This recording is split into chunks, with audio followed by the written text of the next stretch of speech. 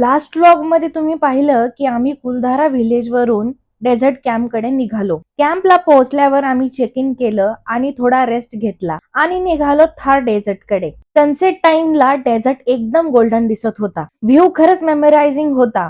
Enjoy करत करत आम्ही फायनली पोहोचलो सम सँड ड्यून्सला. तिथे पोहोचल्यावर आमच्या ड्रायव्हरने खूप हेवी स्टंट केले आणि आम्ही गाडीमध्ये बसून लिटरली थ्रिल फील केलं. ओ गॉड, खूप मज्जा आली. तिथे आम्ही एटीव्ही बाईक राईड पण केली आणि कॅमल सफारी पण एन्जॉय केली. लास्टला मस्त फोटोज काढले. It was truly un unforgettable experience. नंतर आम्ही परत कॅम्प कडे गेलो जिथे आमच्यासाठी वॉर्म वेलकम रेडी होतं आणि आम्ही रेडी झालो डान्स नाईट साठी. तिथे जे परफॉर्मन्स पाहिले ना, लिटरली माइंड ब्लोईंग होते. एक डान्सरने डोळ्यांनी सुई उचलली तर दुसऱ्या परफॉर्मन्स मध्ये ग्लासवर डान्स पण केला. वाव. प्रत्येक डान्स फॉर्म इतका पॉवरफुल होता की बघतच राहावंसं वाटत होतं. खरंच त्या डान्सर्सची आणि सिंगर्सची जितकी तारीफ करू तितकी कमी आहे. त्यानंतर आम्ही पण डान्स केला, मस्त एन्जॉय केला.